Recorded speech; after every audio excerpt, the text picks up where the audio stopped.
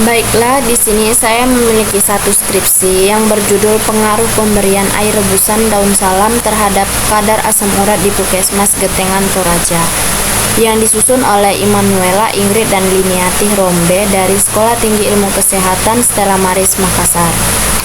Di dalam skripsi ini terdapat data antara perbedaan antara sebelum dan sesudah pemberian air rebusan daun salam terhadap kadar asam urat di Puskesmas Getengan Toraja. Ini merupakan data kadar asam urat yang diperoleh. Data-data ini sudah saya salin ke dalam Excel untuk mempermudah saya mengolah kembali data menggunakan XPSS. Sebelumnya kita akan mengolahnya. Yang pertama kita menuju ke variabel view. Kita tulis yang pertama itu jenis kelamin. Untuk desimalnya kita buat 0, labelnya itu kita buat jenis kelamin dalam kurung laki-laki atau perempuan. Kemudian value-nya itu kita buat nomor 1 untuk laki-laki dan nomor 2 untuk perempuan. Oke, kemudian measure-nya kita buat nominal, dan yang kedua kita buat usia. Untuk desimalnya kita buat 0 juga. Untuk labelnya itu kita buat usia dalam kurung tahun. Untuk value-nya, di data skripsi ini sudah ada kode untuk usia dan laki-laki dan jenis kelamin. Jenis kelamin tadi kode 1 laki-laki, kode 2 perempuan. Untuk usia itu kode 1 dari umur 26 sampai 35, kode 2 36 sampai 45, dan seterusnya. Maka kita salin ke SPSS.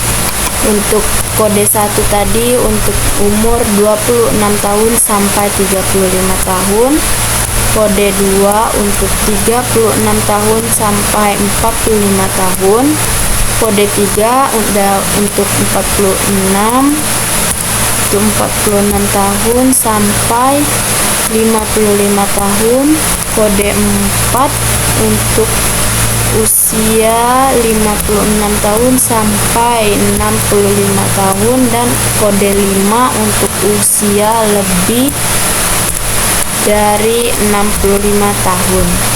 Kita okekan. Kemudian measure-nya kita buat nominal juga. Kemudian kita buat di sini pretest. Desimalnya kita buat 1. Labelnya itu kita buat kadar asam urat sebelum diberikan rebusan, sebelum diberikan air rebusan daun salam. Sebelumnya kita copy dulu untuk data selanjutnya, kemudian value-nya kita kosongkan, measure-nya itu scale karena merupakan pengukuran. Kemudian kita buat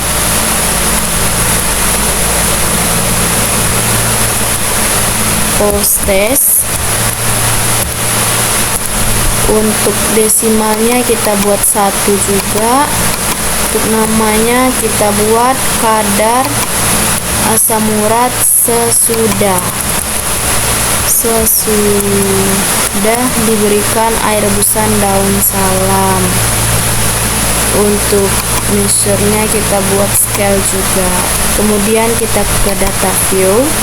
Untuk jenis kelamin, ini data-datanya kita salin dari Excel. Kita copy, kemudian kita paste. Kemudian sebelum itu kita cek kembali datanya sudah benar atau belum. Jenis kelamin 1211121.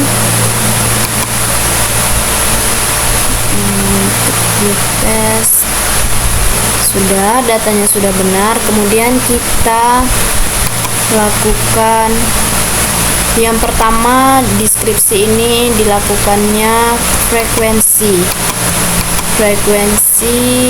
pada umur dan jenis kelamin. Untuk itu kita pergi ke SPSS, di analyze, kemudian kita ke deskriptif statis, kita frekuensi, kemudian kita pindahkan jenis kelamin dan usia ke variabel, kemudian kita okekan,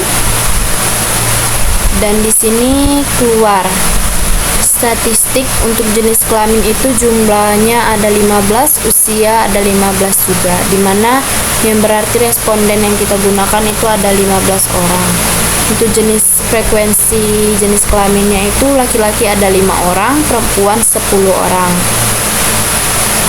Dan untuk usia itu ada 26 sampai 35 tahun ada 1 orang, 36 sampai 45 ada 3 orang, 46 sampai 55 tahun ada 2 orang, dan 56 tahun sampai 65 tahun ada 8 orang, dan yang lebih dari 65 tahun ada 1 orang, di mana frekuensi atau kumulatif persen yang paling besar itu ada di usia 56 sampai 65 tahun dengan kumulatif persennya 93,9%, 93,3% dengan frekuensi 8 orang.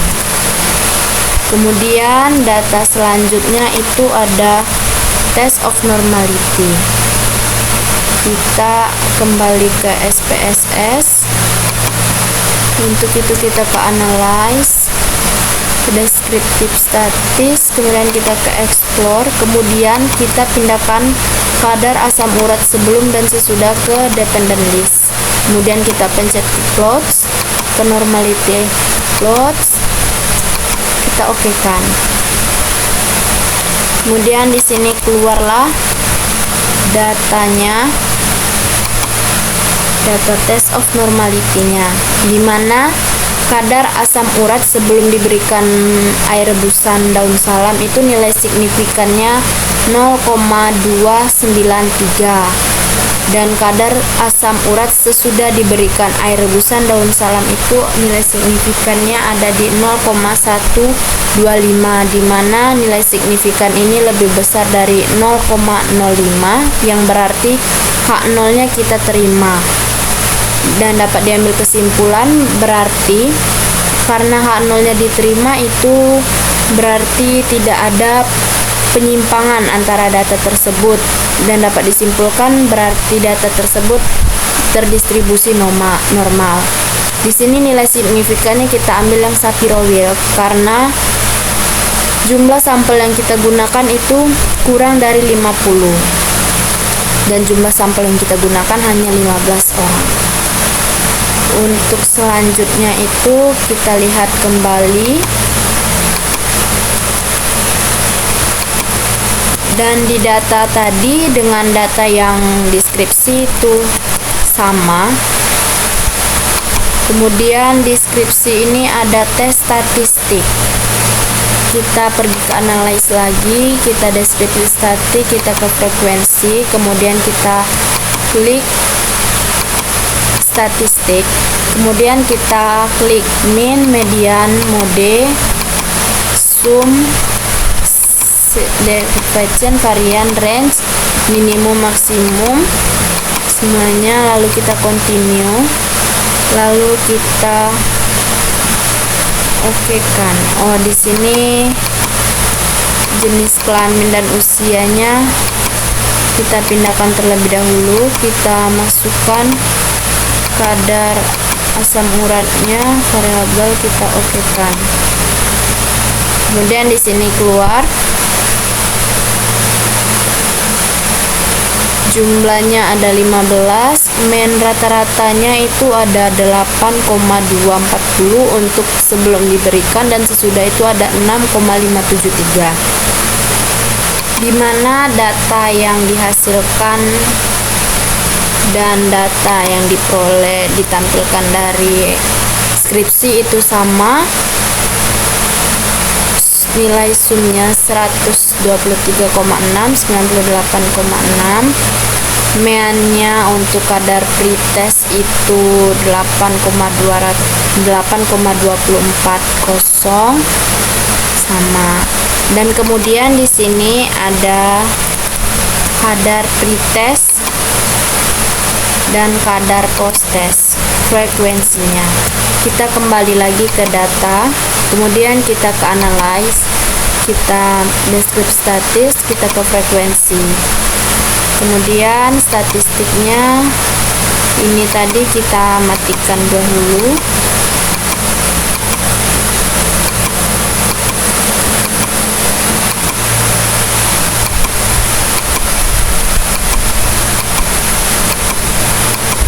Setelah itu kita continue, kita okekan.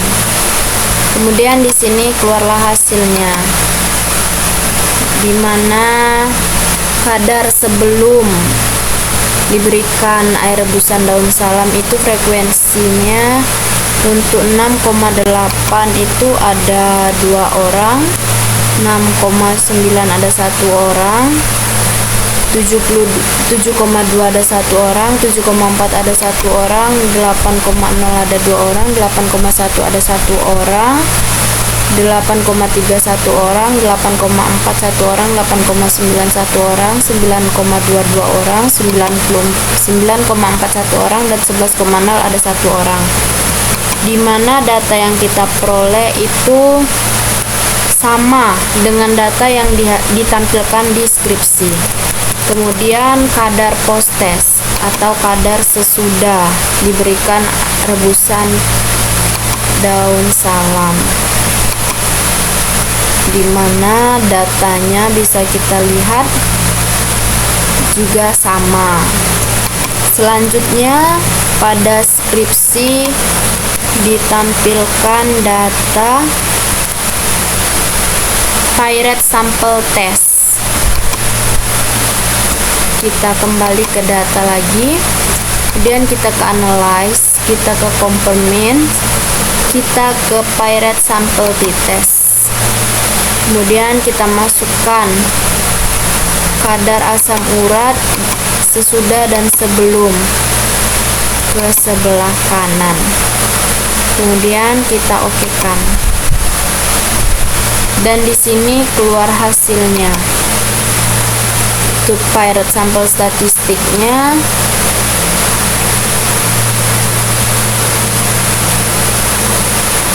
correlation dan hasil Pierette sampel t-testnya ini adalah nilai signifikannya itu adalah dikurang dari 0,001, di mana data yang dihasilkan itu sama dengan data yang ditampilkan pada skripsi, yang berarti terdapat perbedaan antara kadar asam urat sebelum diberikan air rebusan daun salam dengan kadar asam urat sesudah diberikan air rebusan daun salam. Di sini terdapat perbedaan, yang berarti H0-nya ditolak dan HA-nya yang diterima. Di sini dapat dilihat dari meannya. Dari hasil Pierette sampel testnya itu terdapat perbedaan.